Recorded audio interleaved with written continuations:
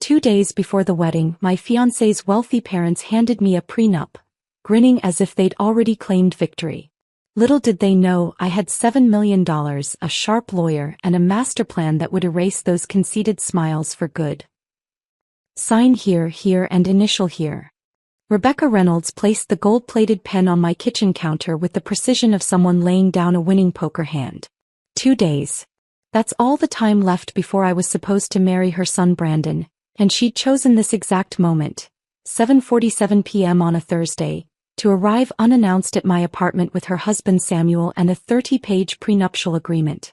Brandon was mysteriously unreachable, tied up in urgent depositions that I now suspected were as fabricated as Rebecca's smile. She watched me scan the document's opening paragraphs, her manicured fingers drumming once against her Prada clutch, savoring what she assumed would be my complete surrender. The agreement wasn't just unfair. It was designed to financially erase me from any future I might build with Brandon.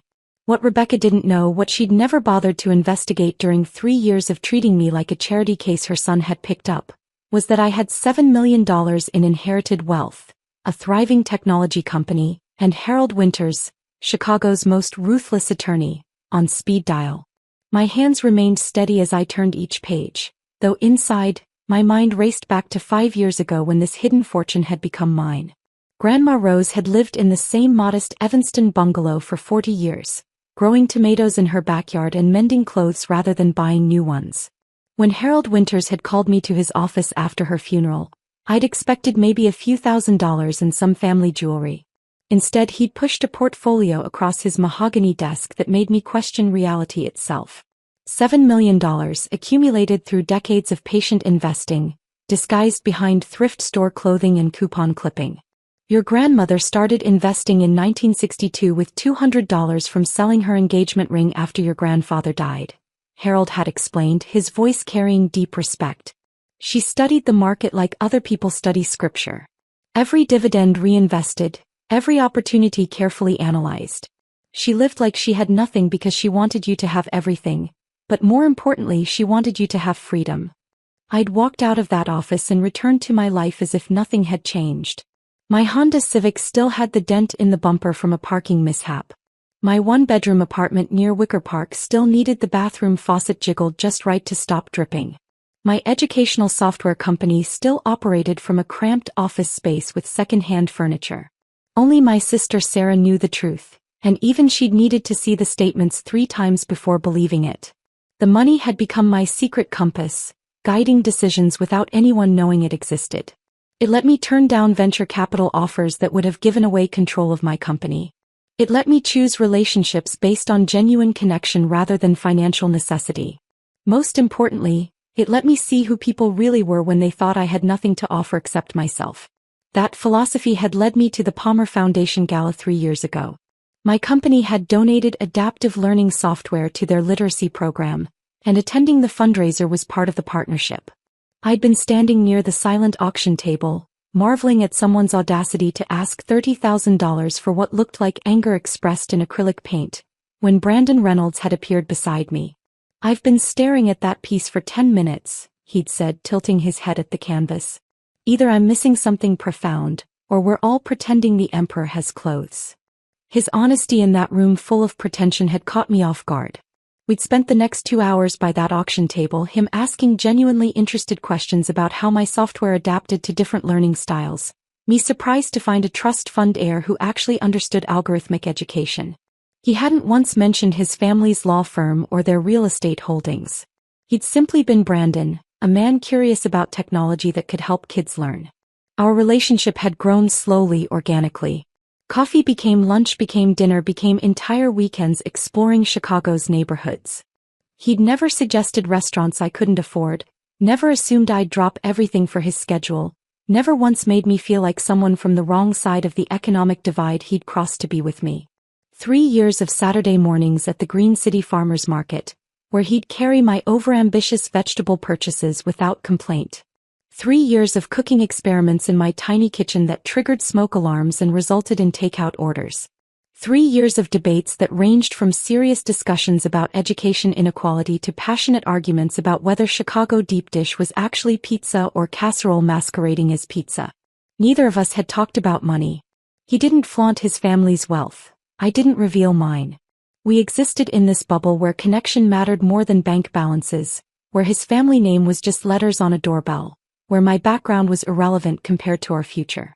The proposal had come at our favorite spot in Lincoln Park, overlooking Lake Michigan as the sun painted the sky in shades of amber and rose. He'd pulled out his grandmother's Art Deco ring, not some massive diamond designed to impress, but a subtle emerald surrounded by seed pearls that had weathered 70 years of marriage. "I know you could build an incredible life with or without me," he'd said, his hands trembling slightly. "I'm just hoping you'll choose to build it with me." The wedding planning had started with pure intentions. We'd wanted something elegant but intimate, maybe 60 people, focused on celebration rather than spectacle. We'd picked a date, chosen a small venue, started a simple guest list. Then Rebecca Reynolds had descended like a storm system. "Darling," she'd said at our first planning lunch, though the endearment felt sharp rather than warm, "the Reynolds family has certain expectations. Our circle will be watching. This wedding reflects not just on you and Brandon, but on generations of family legacy." Each meeting had brought new invasions. The guest list swelled to 200. The simple venue became the Drake Hotel's grand ballroom. My dress selection was deemed quaint and overruled. The flowers I'd chosen were pedestrian. The cake was uninspired. Brandon had tried to mediate, but I'd watched him shrink in his mother's presence, reverting to the boy who'd learned that resistance meant exhaustion. Now, standing in my kitchen with their prenuptial grenade ticking on my counter, I understood that the wedding had always been a prelude to this moment. Every dismissive comment about my choices, every assumption about my inability to afford their standards, every subtle reminder of their generosity, it had all been preparation for this ambush. Samuel cleared his throat, impatient. "We need this resolved tonight, Alara. The wedding is in 2 days." I looked up from the document, meeting Rebecca's expectant gaze. They thought they'd cornered me. Too late to cancel without humiliation, too close to negotiate fairly, too sudden to refuse without seeming like the gold digger they'd already decided I was. What they hadn't counted on was Grandma Rose's true gift, not just the money but the lesson that came with it. Real power isn't what you display, it's what you hold in reserve, waiting for the perfect moment to reveal it. I set the prenuptial agreement down carefully, my fingers lingering on the thick paper. The kitchen suddenly felt smaller with Samuel and Rebecca Reynolds standing in it, their presence filling my modest space with an oppressive weight. I needed time to think, to process what they were demanding, but Rebecca was already tapping her manicured nails against her clutch, impatient for my compliance. The morning after Brandon had proposed, everything had shifted. I'd barely finished my coffee when my phone rang at 7 a.m. Rebecca's voice had been honey-sweet, but there was steel underneath. "Darling, we simply must discuss venues. I've taken the liberty of scheduling appointments at the Fairmont and the Peninsula. Both have availability for next June." I'd mentioned the Chicago Botanic Garden, the place where Brandon and I had spent countless Sunday afternoons, where he'd first told me he loved me near the Japanese garden. Rebecca's laugh had been short and dismissive. "Oh, that's charming really, but hardly appropriate for our circle. The Reynolds name carries certain expectations. An outdoor venue? What if it rains? What would Senator Morrison think? Or Judge Kellerman?" That first conversation had set the pattern. Every suggestion I made was met with gentle condescension, every preference dismissed as naive or unsuitable. When I'd driven to their Lake Forest estate to discuss wedding plans, Rebecca's eyes had swept over my Honda Civic with barely concealed disdain. Inside their home, she'd studied me like an anthropologist examining a foreign species, noting my Target dress, my department store shoes, the way I hesitated before choosing the correct fork at dinner. 3 months into our engagement, Samuel had finally shown his hand. He'd invited Brandon and me to dinner at his private club, the kind of place where membership was inherited rather than earned. The dark wood paneling and leather chairs reeked of old money and older prejudices. Between the soup course and the fish, Samuel had begun his interrogation. "So, Alara, this software company of yours, what are your profit margins?" He'd asked it casually as if discussing the weather, but his eyes were sharp, calculating. "We're doing well," I'd replied carefully. "We've been profitable for 2 years. Actual numbers, dear.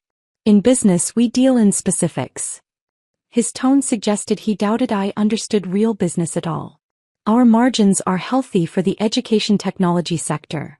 I deflected, uncomfortable with his probing. He'd moved on to my parents. Both teachers, Brandon tells me. Public school. Yes.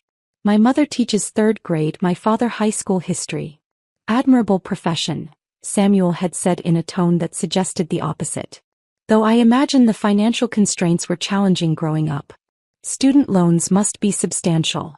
Brandon had shifted uncomfortably beside me, his hand finding mine under the table. Dad, I don't think. Just getting to know your fiancé better, son. Surely that's natural. Samuel had continued his questioning through 3 courses, extracting information about my apartment rent, my car payments, even my credit score through cleverly disguised questions. I'd deflected what I could, but he was skilled at this kind of extraction. What I hadn't told him was that my student loans had been paid off the day after I'd inherited Grandma Rose's money. That my credit score was pristine. That I could have bought a house in cash but chose to rent because I valued flexibility over property status. He'd been building a profile of me as a struggling entrepreneur from a modest background, someone who needed the Reynolds family more than they needed me. The guest list battle had been the most revealing. Brandon and I had made our list together. 60 people who actually mattered to us. My college friends, his law school buddies, our families, the colleagues who'd become friends. Rebecca had taken one look and pulled out her own list. I've taken the liberty of adding a few names, she'd said, handing me 3 typed pages. 70 additional names, none of whom I recognized. Rebecca, I don't know any of these people. Well, of course you don't, dear. They're Samuel's business associates, our club members, people who expect invitations to Reynolds family events. Your little company friends are charming, I'm sure, but this wedding requires a certain caliber of attendee. The way she'd said little company friends had made my teeth clench. These were brilliant programmers, dedicated teachers, innovative thinkers who were changing education technology. But to Rebecca, they were nobody because they didn't summer in the Hamptons or have buildings named after their families. Perhaps we could compromise, I'd suggested. Add 20 of your must-haves? Her smile had been razor-sharp. Alara, you need to understand something. When you marry Brandon, you're not just marrying him. You're marrying into the Reynolds family. Our reputation, our connections, our standing, they all become yours. But that privilege comes with responsibilities. Brandon had tried to intervene, but Rebecca had shut him down with a look I'd seen her deploy before. The one that reminded him who controlled the trust fund, who held the family purse strings, who could make his life comfortable or complicated. It was during my wedding dress fitting that Sarah finally said what I'd been trying not to think. Rebecca had insisted on coming, though I'd only invited my sister and my best friend Mia. She'd walked around me as I stood on the platform, examining the elegant sheath dress I'd chosen. It's very simple, she'd pronounced. Don't you think a Reynolds bride should make more of a statement? I know a designer who could create something more suitable. After she'd left, Sarah had pulled me aside at the coffee shop next door. Her expression was serious in a way that made my stomach drop. Alara, I need to say something and you might not want to hear it. Sarah. No, listen. I've been watching this for months now. Rebecca is establishing dominance. Every criticism, every suggestion, every time she overrides your choices, she's training you to submit. She's testing how much you'll bend before you break. I'd wanted to protest, to say she was overreacting, but the words wouldn't come. Deep down I knew she was right. I've seen this before, Sarah had continued. My friend from college, remember Julia? Her in-laws did the same thing. Started with wedding planning, then it was where they lived, how they raised their kids, every major decision. By the time she realized what was happening, she'd lost herself completely. Brandon's not like that, I'd said, but even I heard the uncertainty in my voice. Maybe not. But he's not standing up to them either, is he? When Rebecca dismisses your choices, where is he? When Samuel interrogates you like you're applying for a job, what does Brandon do? She'd been right and I'd known it even then. Brandon would hold my hand under the table, would apologize privately later, would promise things would be different after the wedding. But when it mattered, when his parents were actively diminishing me, he'd shrink back into the compliant son they'd raised. Sarah had grabbed my hand across the table. You're brilliant, Alara. You built a company from nothing. You don't need their approval or their money or their connections. Please be careful. Please remember who you are. Now, standing in my kitchen with Samuel checking his watch and Rebecca's satisfied smile growing wider with each second of my silence, I remembered Sarah's warning. They'd been building to this moment for months, each small surrender preparing me for this ultimate capitulation. They'd profiled me, categorized me, and decided I was someone they could control. They had no idea how wrong they were. I looked up from the counter where the prenuptial agreement lay like a declaration of war. Rebecca's perfectly painted lips curved into a wider smile as she watched me process what they were demanding. Samuel had moved closer, creating a subtle semicircle that made my small kitchen feel like a trap. I could feel my pulse hammering in my throat, but I kept my expression neutral, drawing on every lesson Grandma Rose had taught me about never showing your cards too early. I need to read this thoroughly, I said, picking up the document with steady hands despite the rage building inside me. Surely you understand the importance of reviewing legal documents carefully. Rebecca's laugh was light and poisonous. There's really nothing complex about it, dear. Standard protections that any family of means would require. I signed something similar when I married Samuel 32 years ago. But as I flipped through the pages, my trained eye caught details that made my stomach turn. This wasn't protection. It was complete financial annihilation disguised in legal terminology. The document specified that any assets acquired during marriage would remain solely Brandon's property. Any business ventures I started or expanded would potentially fall under marital enterprise clauses that could give the Reynolds family claim to my intellectual property. There was even a clause about social media presence and public representation that would essentially require me to get approval before making any public statements that could impact the Reynolds family reputation. This clause here, I said, pointing to a particularly egregious section, suggests that any technology or educational materials I develop during our marriage could be subject to Reynolds family oversight. That affects my existing company. Samuel waved his hand dismissively. Only if those developments use marital resources or time. Surely you don't plan to neglect your marriage for your little hobby business. The condescension in his voice when he said, hobby business, made me want to throw the document in his face. My company had contracts with 12 school districts and had helped over 10,000 students improve their reading levels. But to him, it was a hobby because it didn't generate the kind of wealth he recognized as legitimate. I'll need my attorney to review this, I said firmly, closing the document. The temperature in the room seemed to drop 10 degrees. Rebecca's smile vanished, replaced by something cold and sharp. That won't be necessary. We need this signed tonight. Tonight?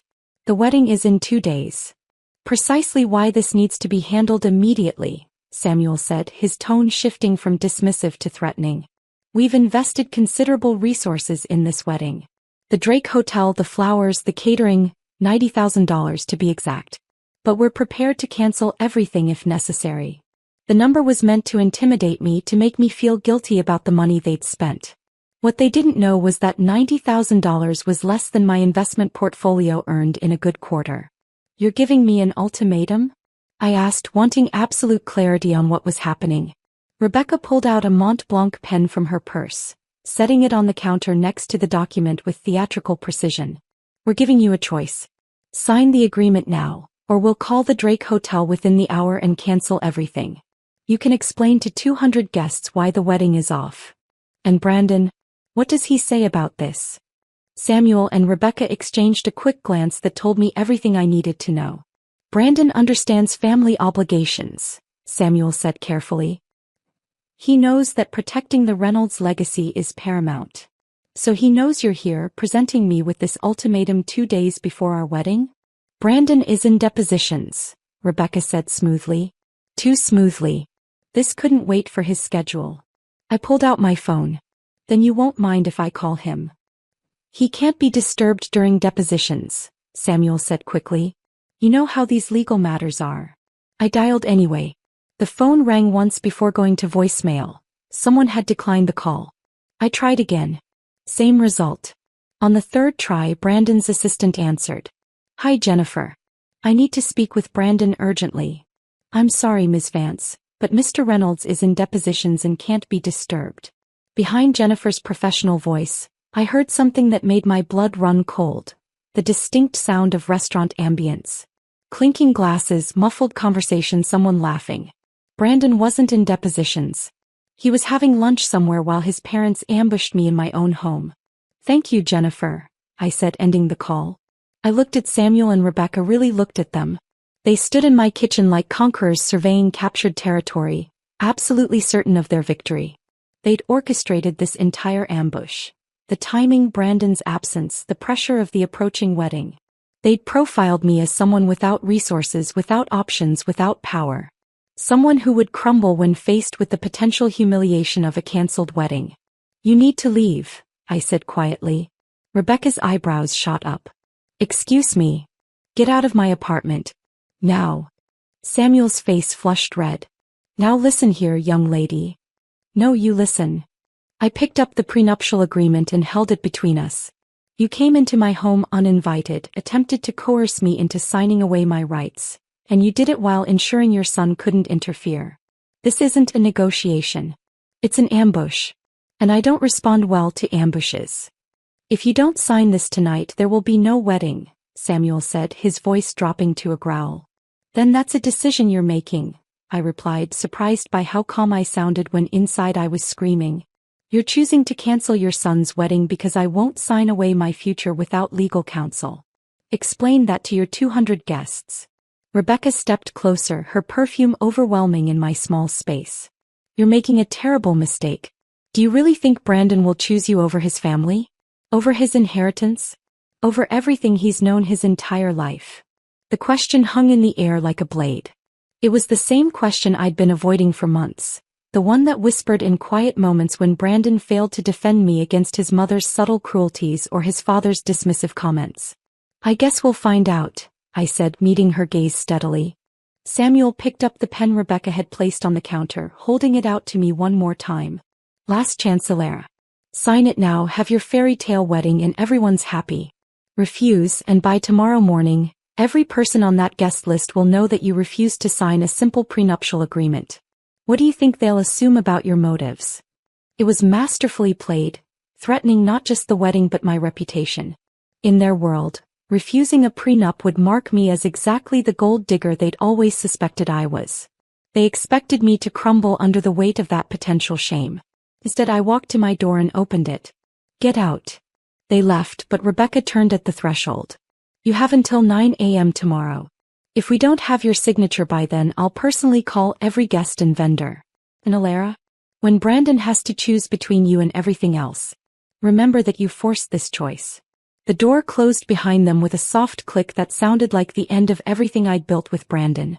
I stood there for a moment, my hand still on the doorknob, feeling the weight of what had just happened.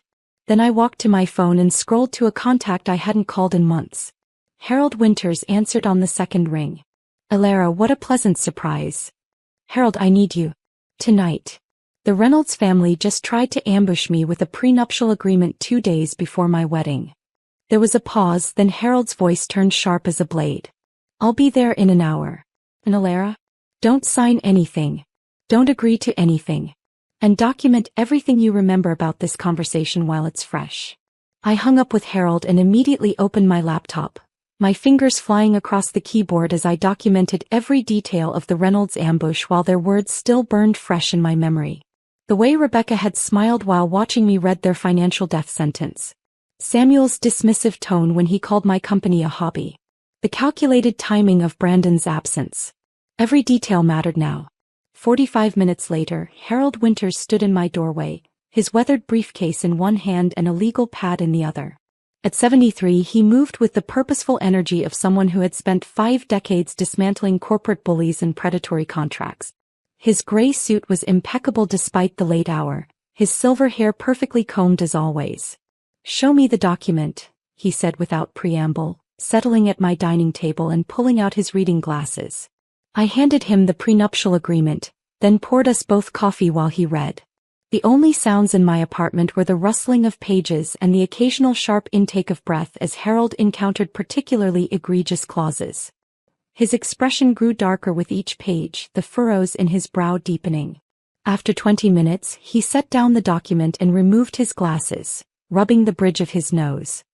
"In 47 years of legal practice, I've seen some predatory agreements. This isn't just predatory, It's financial imprisonment wrapped in legal language. Can they enforce it if I sign? Oh, it would be legally binding, though some clauses might not hold up under scrutiny. But that's not the point. The point is they're not trying to protect assets, they're establishing ownership. Look at this intellectual property clause. Any educational technology you develop during marriage could be claimed as marital property subject to Reynolds' family interest. Your existing company could be compromised. Harold pulled out his legal pad and began making notes in his precise handwriting. They've made a critical error, though. They've shown their hand too early and too aggressively. Now tell me about your financial situation. Every detail. I retrieved my files from the bedroom safe, investment statements, the company valuation from our last funding round, property documents for the 2 rental properties I'd purchased with part of Grandma's inheritance. Harold reviewed each document methodically, occasionally making notes or asking clarifying questions. $7.3 million in liquid assets and investments, he summarized. Another $1.5 million in company valuation, though that's less liquid. Real estate worth approximately $800,000. Total net worth approaching $10 million. He looked up at me over his glasses. And the Reynolds family has no knowledge of this? None. I've been very careful. My credit cards are modest limit. I drive a Honda. I live here. I gestured at my 1-bedroom apartment. Even Brandon only knows I run a small tech company. Harold leaned back in his chair, a slow smile spreading across his weathered face. They've severely miscalculated. Now we craft our response. Not just a counteroffer, but a complete reversal of their attempted power play. We worked side by side, Harold drafting language while I provided financial details and context about the business. The new prenuptial agreement we created was everything theirs wasn't: balanced, fair, protective of both parties' assets and future earnings. It included provisions for my intellectual property that would prevent any claim on my company or its developments. It specified that inherited assets would remain separate property. It even included clauses about family business interference, something Harold added with particular satisfaction. This section here, he pointed to a paragraph near the end, prevents either party's family from exerting undue influence on marital decisions. If they want to play the prenuptial game, we'll make sure it cuts both ways. By 11:30 we had a complete document. Harold had called in a favor to have it professionally formatted and bound, a courier arriving just before midnight to deliver the finished product. It looked every bit as official and imposing as the document the Reynolds had presented. The apartment door opened without a knock. Only Sarah had that privilege. She entered carrying bags of Chinese takeout and a bottle of wine, taking in the scene of Harold and me surrounded by legal documents and financial statements. I figured you'd need sustenance, she said, unpacking containers of lo mein and orange chicken. And probably someone to talk you out of any middle-of-the-night revenge fantasies. Too late for that, I said, showing her our counter-proposal. Sarah read through it while eating directly from a takeout container, her expression shifting from concern to admiration. This is brilliant. You're not just defending, you're going on offense. The best defense always is, Harold said, accepting a plate of food from Sarah with grandfatherly appreciation. Are you really prepared to reveal everything? Sarah asked me. The inheritance, the company valuation, all of it? Once that's out, you can't put it back. I'd been grappling with that question all evening. For years I'd found safety in financial anonymity, in being valued for myself rather than my net worth. But the Reynolds had forced this choice. They tried to financially destroy me because they thought I was powerless, I said. They need to understand exactly who they attempted to manipulate. Sarah squeezed my hand. I'm proud of you. Most people would have either signed out of fear or exploded in anger. You're doing neither. You're being strategic. Grandma Rose would approve, I said, thinking of how my grandmother had quietly built her fortune while everyone assumed she was just a frugal old woman. Harold began packing his briefcase. Get some rest. Tomorrow will be intense. The Reynolds won't take this counterattack lightly. After he left, Sarah helped me clean up the documentation. Have you heard from Brandon? Nothing. His phone's been off since his parents' visit. That's telling, Sarah said carefully. I know. The silence from Brandon felt like another betrayal. Either he knew about the ambush and was complicit, or he was too weak to check on me after his parents' attack. Neither option promised much for our future.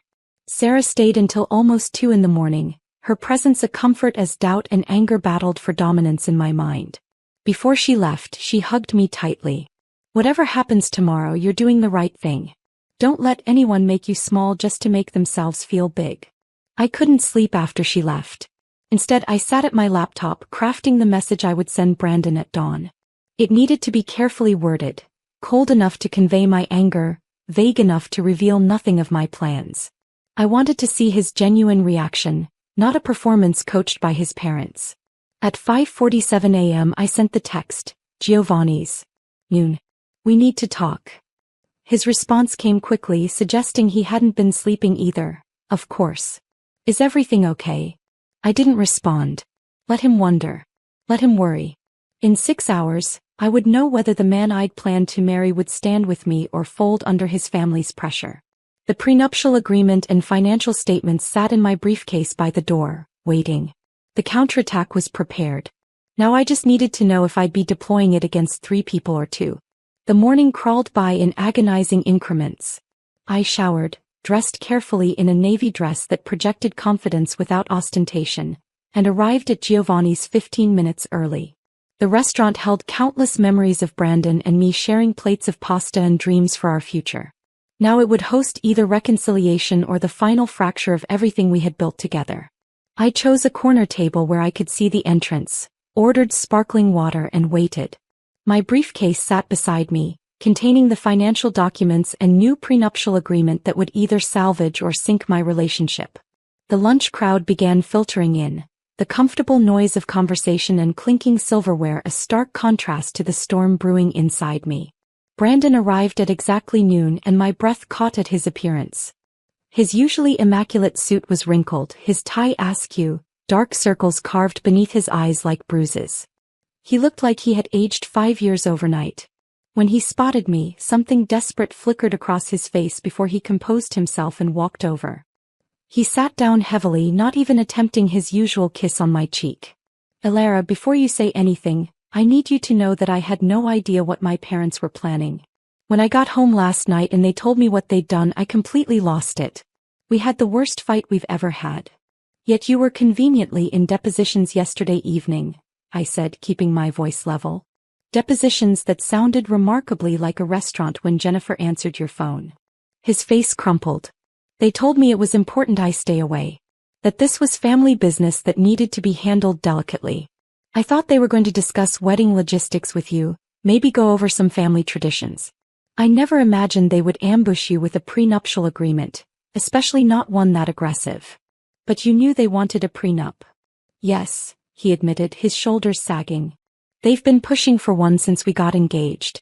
I kept telling them I would handle it, that we would discuss it together like adults. I wanted to wait until after the wedding, deal with it calmly without all this pressure. They agreed, or at least I thought they did." The waiter approached, but I waved him away. This conversation couldn't afford interruptions. "They threatened to disinherit me," Brandon continued, his voice raw. "Not just from the trust fund but from the family entirely. Cut me off from the firm, from everything. And you know what? I told them to do it. I told them if forcing you to sign that document was the price of their money, they could keep every cent." He reached across the table for my hand, but I pulled back. "Not yet. There was too much to reveal first. Brandon, I need to show you something." I pulled out my phone and navigated to my investment portfolio summary, then slid it across the table. He looked at the screen, confusion clouding his features. Then his eyes focused on the numbers and I watched the color drain from his already pale face. His mouth opened, closed, opened again. He looked from the phone to me and back to the phone. "This can't be. $7 million? $7 million. $7.3 million in liquid investments. Another $1.5 million in my company valuation. About $800,000 in rental properties. My grandmother left me more than memories when she died." Brandon stared at the screen like it might transform into something that made more sense. "You've had nearly $10 million this entire time? While my mother made snide comments about your apartment. While my father interrogated you about your financial stability. While they treated you like some fortune hunter trying to marry up. Every condescending smile. Every patronizing comment about my little company. every suggestion that I was lucky to be marrying into the Reynolds family. I let the weight of it settle between us. I sat through it all, knowing I could buy my way into their precious country club 10 times over. His hand trembled as he pushed my phone back across the table. Why didn't you tell me? 3 years, Alara. We've been together 3 years. For the same reason you don't introduce yourself by mentioning your trust fund. I wanted to be loved for who I am, not what I have. I wanted something real, something that wasn't about money or status or family names. I thought we had that. Brandon was quiet for a long moment, processing everything. When he looked up, his expression had shifted to something I hadn't expected. A mixture of awe and understanding, maybe even pride. You let them show exactly who they are, he said slowly. My parents, with all their talk about breeding and class and proper backgrounds. They showed you their worst selves because they thought you were powerless. And the whole time you had more liquid assets than I do. A laugh escaped him, bitter and sharp. Do you know what the irony is? They've been so worried about protecting the family money from you, and you could have been protecting your money from us. God, when they find out. They're going to find out this afternoon, I said, pulling the new prenuptial agreement from my briefcase. Harold Winters and I drafted this last night. It's fair, balanced, protects both parties equally, including protection for my assets and intellectual property. Brandon took the document, scanning through it with his lawyer's eye. I watched him read, seeing his expression shift from professional assessment to genuine surprise. This is completely reasonable. More than reasonable. It's generous, considering what you're bringing to the marriage. He looked up at me. This makes their document look like what it is, a financial assault. The question is, Brandon, where do you stand? Because at 3 o'clock today, I'm meeting with your parents at the Metropolitan Club. I'm going to present this counteroffer and reveal exactly who they tried to intimidate. But I need to know, are you standing with me or between us? He set down the document and leaned forward, his eyes intense. Alara, I need you to understand something. I've spent 30 years under their control. 30 years of being managed, directed, shaped into their vision of what a Reynolds heir should be. Every major decision, every relationship, every choice has been filtered through their approval. Even loving you became something they had to control and contain. His voice grew stronger. But what they did yesterday, what they tried to do to you, it finally broke something in me. Or maybe it fixed something that had been broken all along. I don't want their money if it comes with strings that strangle everyone I love. I don't want their approval if it means treating people like acquisitions to be managed. He reached for my hand again, and this time I let him take it. I'm not standing between you and them. I'm standing with you, facing them. As equals. As partners. The way it always should have been. The relief that flooded through me was overwhelming. You understand what this means. They might actually follow through on their threats. The disinheritance, the firm, all of it. Then I'll build my own career. With someone who sees me as more than just the Reynolds name. His grip tightened on my hand. Tell me the plan. What happens at 3 o'clock? I outlined Harold's strategy. Present the counteroffer, reveal my financial position, establish new boundaries for our marriage and their involvement in it. Brandon listened, occasionally nodding, his expression hardening with resolve. They're going to be blindsided, he said. Mother especially. She's built her entire perception of you on the assumption that you need us more than we need you. The Metropolitan Club, 3 o'clock. Harold will be there as my legal representation. Are you prepared for this? Brandon's jaw set with determination I'd rarely seen from him. They've controlled me my whole life, Alara. Used money and family obligation like a leash. It ends today. We left Giovanni's separately, Brandon heading home to change into his best suit while I returned to my apartment to gather the documents and steel myself for what was coming. Harold was already waiting in the Metropolitan Club's lobby when I arrived at 2:45. His presence commanding respect from the staff who clearly recognized legal authority when they saw it. Ready for battle? He asked quietly, adjusting his wire-rimmed glasses. As ready as anyone can be for destroying their in-laws' superiority complex, I replied, clutching my briefcase. The Metropolitan Club was old Chicago money condensed into architecture, dark wood paneling, leather chairs that had held powerful men for generations, oil paintings of long-dead industrialists watching from gilded frames.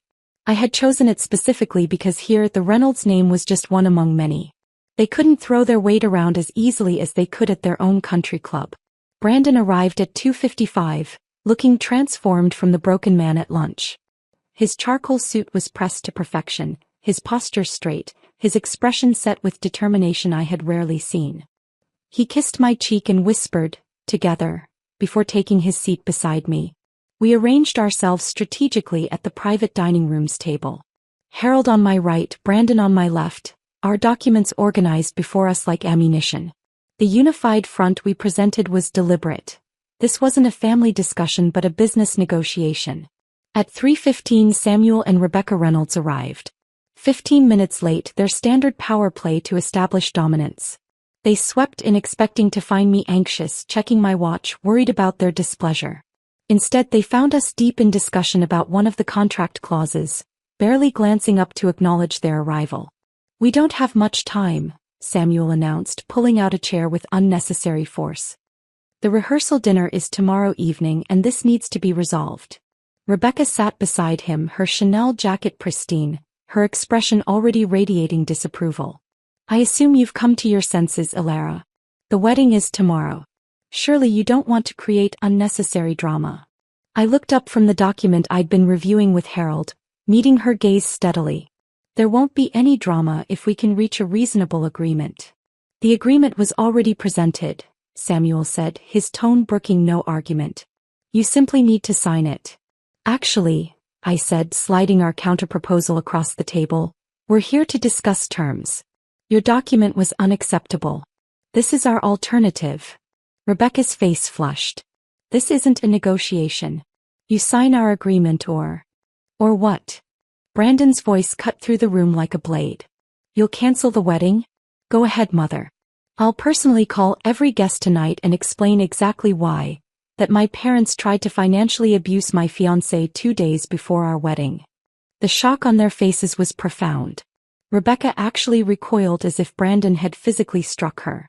Samuel's mouth opened but no words emerged. They had never in 30 years heard their son speak to them with such authority. "Brandon," Rebecca began, her voice trembling slightly, "you don't understand the implications." "I understand perfectly," Brandon interrupted.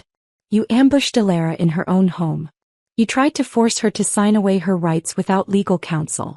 You attempted to establish financial control over our marriage before it even began. I understand exactly what you did." Samuel recovered first, his lawyer instincts kicking in. "This is about protecting family assets, nothing more." "Then you should be relieved to know that Alara has significant assets of her own to protect," Harold interjected smoothly. I reached into my briefcase and pulled out the financial statements, placing them on the polished table with deliberate precision. The documents landed with a soft sound that seemed to echo in the sudden silence. "Before you dismiss our counter-proposal," I said, my voice steady despite my racing heart, "there's something you should know about who you've been trying to intimidate." Samuel reached for the papers with the confidence of someone used to reviewing financial documents. That confidence evaporated as his eyes scanned the first page. His hand actually trembled as he turned to the second page, then the third. Rebecca leaned over, trying to read over his shoulder, her perfectly composed face cracking like fine china. "This is..." Samuel started, then stopped, then started again. "This can't be accurate." "Every cent documented and verified," Harold said with satisfaction. "Investment accounts, property holdings, company valuation. Ms. Vance's net worth is approximately $10 million. Has been for the entire duration of her relationship with your son." Rebecca's mouth opened and closed without producing sound, a first in my experience with her. She looked from the documents to me, to Brandon, and back to the documents, as if hoping they might rearrange themselves into something that made sense in her worldview. $7 million in inherited wealth," I said calmly. "Another $1.5 million in my technology company that you dismissed as a hobby. $800,000 in rental properties. All mine before I ever met Brandon."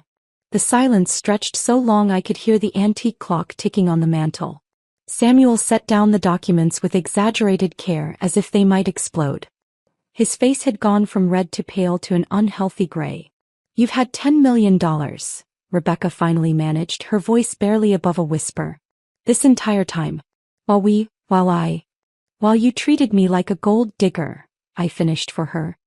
While you made snide comments about my apartment and my car. While you interrogated me about my parents' teaching salaries and assumed I couldn't afford a proper wedding dress. Yes, I had $10 million through all of that. Rebecca's hands fluttered to her throat, fingering her pearl necklace nervously. You could have told us. We would have. Treated me differently? I cut her off. That's exactly why I didn't tell you. I wanted to see who you really were, how you treat people you perceive as beneath you. And now I know. This changes things, Samuel said slowly, his mind clearly recalculating every interaction we'd ever had. No, Brandon said firmly. It doesn't change anything. It only reveals what was always true, that you judged Alara based on your assumptions, not on who she actually is. The money doesn't make her more worthy of respect. It just exposes how unworthy your disrespect always was. Rebecca looked at her son as if seeing him for the first time. Brandon, we were trying to protect you. From what? From marrying a successful, independently wealthy woman who loved me without knowing about my trust fund? Yes, what a terrible fate you were saving me from. Harold cleared his throat. Perhaps we should focus on the matter at hand. The counterproposal Ms. Vance and I have prepared is eminently fair. It protects both parties' assets equally, includes provisions for intellectual property, and establishes clear boundaries for family involvement in marital decisions. Samuel picked up our prenuptial agreement, his movements mechanical. He began reading, his professional instincts taking over despite his obvious shock. Rebecca sat frozen, staring at me as if I had transformed into someone else entirely. The power dynamic in the room had completely reversed. The people who had walked in expecting submission were now faced with equals. No, with people who had outmaneuvered them completely. Their carefully constructed ambush had become their own humiliation. Samuel set down our prenuptial agreement after reading it through twice, his expression unreadable. Rebecca remained frozen, her fingers still clutching her pearls as if they were a lifeline to the world she understood. The grandfather clock in the corner ticked steadily, marking seconds that felt like hours. This agreement, Samuel finally said, his voice measured and professional, is actually more favorable to Brandon than what we proposed was to Alara. That's the point, Harold responded. A marriage is a partnership, not a hostile takeover. Samuel's jaw tightened. He pulled out his phone and stepped away from the table, speaking in hushed tones to someone, undoubtedly his legal team. Rebecca watched her husband with an expression I'd never seen on her face before. Uncertainty. I need some air, she announced suddenly, standing with less than her usual grace. She walked to the window overlooking Michigan Avenue, her back to us, shoulders rigid beneath her designer jacket. Brandon reached for my hand under the table. His palm was steady, warm, reassuring. We waited in silence while Samuel conducted 3 separate phone calls, each one apparently more heated than the last. I caught fragments. No, that's not acceptable. And find another way, and finally, I don't care what Thompson thinks. After 20 minutes, Samuel returned to the table. My legal team wants to make several modifications. No modifications, Harold said simply. The agreement is more than fair. Sign it as written or we walk away. You're giving us an ultimatum? Samuel's voice carried a note of disbelief, as if the universe had suddenly inverted. The same ultimatum you gave Alara, Brandon said quietly. Except we're giving you 18 hours to decide, not 2. Rebecca turned from the window. Her face had lost its usual careful composure, revealing something raw underneath. Why? She asked, looking directly at me. Why did you hide this from us? The question hung in the air. I could have given her the easy answer, that it was none of their business, that my finances were private.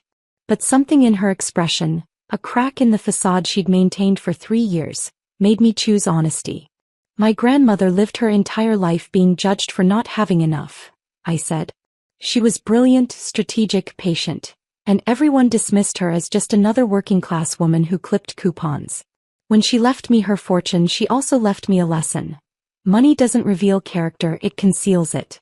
People show you who they really are when they think you have nothing they want.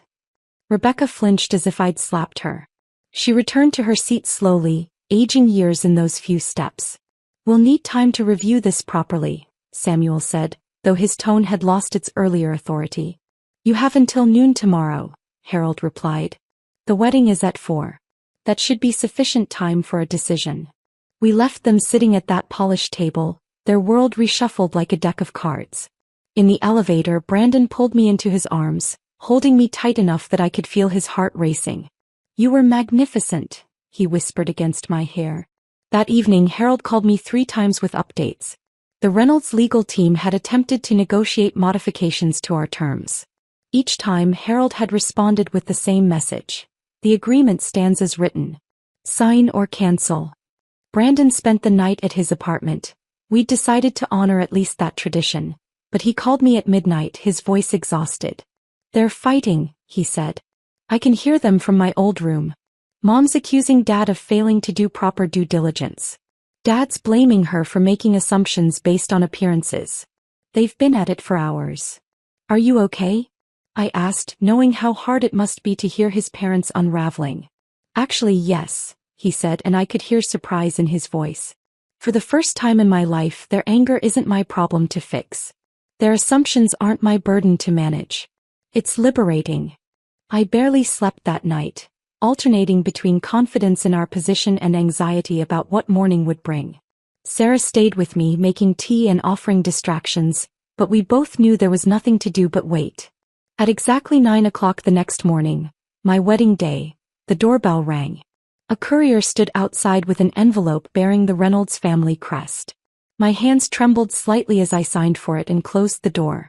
Inside was our prenuptial agreement, signed by both Samuel and Rebecca Reynolds, properly witnessed and notarized. A handwritten note was clipped to the front, written in Samuel's precise script. "Ms. Vance, or should I say soon to be Mrs. Reynolds, you have proven yourself more formidable than we anticipated. Perhaps that is exactly what Brandon needs and what this family needs. We look forward to welcoming you properly. Samuel Reynolds." There was no note from Rebecca. Her signature on the document was the only communication she'd offered. Surrender delivered in elegant cursive. Sarah read the note over my shoulder and laughed. "Look forward to welcoming you properly? After 3 years of treating you like dirt." But I understood what the note really meant. It was an admission of defeat, yes, but also a recognition of equality. I had forced them to see me not as the woman they'd imagined, but as the woman I actually was. 3 hours later, as my mother helped me into my wedding dress and Sarah fixed my veil, there was a knock at the bridal suite door. My father answered it, and I heard Rebecca's voice, softer than I'd ever heard it. "Might I have a moment with Alara?" My mother and Sarah exchanged glances, but I nodded. They stepped out, leaving Rebecca and me alone for the first time since the ambush in my apartment. She carried a small velvet jewelry box, holding it with unusual hesitancy.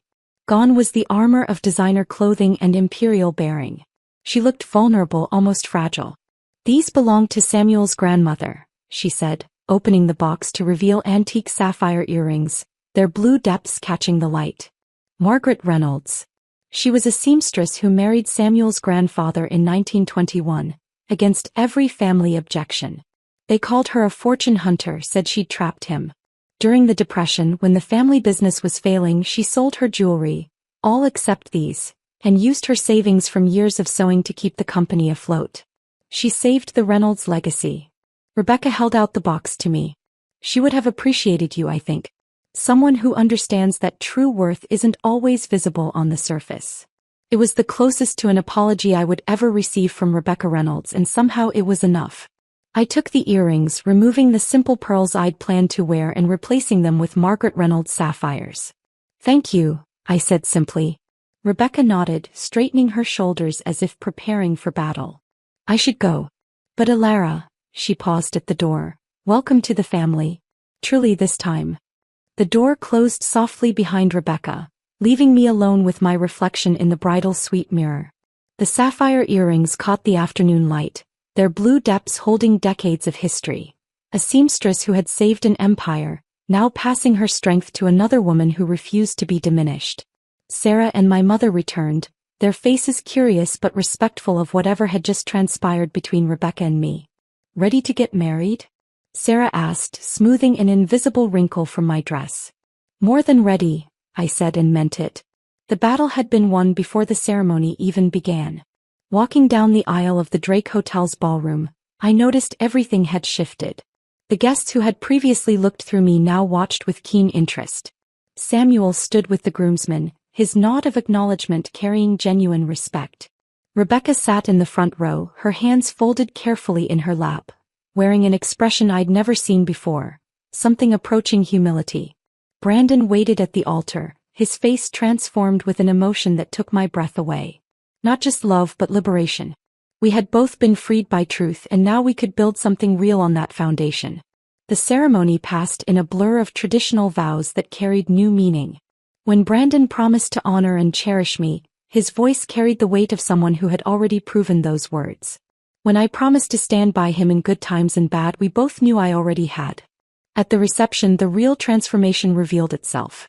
During cocktail hour, Samuel approached me while Brandon was talking with his law school friends. He carried 2 glasses of champagne, offering one with an expression of genuine curiosity rather than his usual calculated assessment. "I've been reviewing your investment portfolio structure," he said without preamble. "The diversification strategy is impressive. Did your grandmother design it or have you modified it?" "Both," I replied, accepting the champagne. "She built the foundation, but I've adjusted based on market conditions and emerging sectors. Technology, particularly educational technology, is undervalued right now."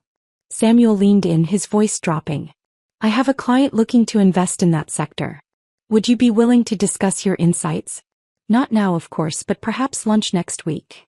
The man who had tried to financially dominate me 48 hours ago was now seeking my expertise. The reversal was so complete it felt surreal. "I'll have my assistant call yours," I said, matching his professional tone. During the dinner service, Rebecca performed her own transformation. The governor's wife had approached our table to offer congratulations, and Rebecca stood, placing her hand on my shoulder with surprising warmth. "Mrs. Morrison, let me introduce you to my daughter-in-law, Ilara. She's the brilliant entrepreneur behind EduTech Solutions. You know, the company that just won the state contract for adaptive learning software." The pride in her voice was genuine. Mrs. Morrison engaged me in a 20-minute discussion about education reform while Rebecca watched with something approaching maternal satisfaction. "Your mother-in-law speaks very highly of you," Mrs. Morrison said as she prepared to return to her table. "She called you a hidden gem that the Reynolds family was fortunate to discover." Later, during the traditional family photos, Brandon's extended relatives treated me with a deference that had nothing to do with warm feelings and everything to do with the rapid recalculation of my worth. His cousin James, who had previously ignored me at family gatherings, suddenly wanted to discuss potential collaboration between his digital marketing firm and my company. "Maybe we can talk after your honeymoon," I said politely, having no intention of following through. The most meaningful moment came during our first dance. Brandon held me close as the band played our song, his breath warm against my ear. "You didn't just beat them," he whispered. "You freed me too. 30 years, Ilara. 30 years of being managed, controlled, directed. Every decision filtered through their approval, every choice measured against their expectations." He pulled back slightly to look at me, his eyes bright with unshed tears. "I spent my whole life accepting that their money came with chains. You showed me the chains were only as strong as my fear of losing their approval. You showed me it was possible to stand up to them and survive." "We showed each other," I corrected, thinking of how his support had made my revelation possible. "I couldn't have done this without you choosing to stand with me." As we swayed together, I caught glimpses of our guests over Brandon's shoulder. Harold Winters raised his champagne glass in a silent toast, his expression satisfied. Sarah was crying happy tears while pretending to fix her makeup. My parents danced nearby, my father giving me a proud wink when our eyes met. 6 months have passed since that wedding day and the changes have held firm. Our prenuptial agreement remains untouched in the bank's safe deposit box, its purpose already served, not as protection against divorce but as the document that established our equality. Rebecca calls before visiting now, actually asking rather than announcing. "Would Tuesday work for lunch?" she'll say, respecting when I respond that I have client meetings. The woman who once invaded every boundary now waits for invitation. Samuel regularly forwards me investment opportunities, genuinely seeking my opinion. His emails come with notes like, "Thought this might interest you," or "Would value your perspective on this." The condescension has been replaced with collegial respect. Sunday dinners with the Reynolds family happen monthly now, not weekly. We established that boundary early and surprisingly they've respected it. When we do attend, the dynamic has completely shifted. Rebecca asks about my company with genuine interest. Samuel discusses market trends as equals. Even Brandon's siblings treat me as a peer rather than an interloper. Our home, a Lincoln Park townhouse we purchased together, both names on the deed, has become a symbol of our balanced partnership. Neither the modest apartment I'd clung to nor the ostentatious mansion his parents would have chosen, but something that reflects both of us. Sometimes I stand in my home office, looking at the photo of Grandma Rose on my bookshelf and feel her presence. She lived her entire life letting people underestimate her while quietly building an empire. She taught me that true wealth isn't what you display but how you deploy it when it matters most. The Reynolds learned that lesson the hard way. They thought they were ambushing a powerless girl who needed their son more than he needed her. Instead, they encountered someone who had spent years studying their playbook while hiding her own cards. My revenge wasn't destroying them, it was forcing them to see me clearly for the first time.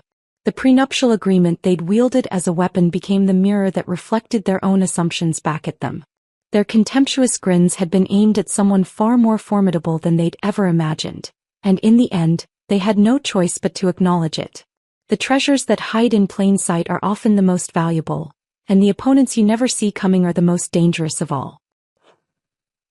If this story of turning the tables on entitled in-laws had you cheering for justice, hit that like button right now. My favorite part was when Alara placed those financial statements on the table and watched the Reynolds family's superiority complex crumble in seconds. What was your favorite moment of sweet revenge? Drop it in the comments below. Don't miss more thrilling stories like this. Subscribe and hit that notification bell so you never miss an upload.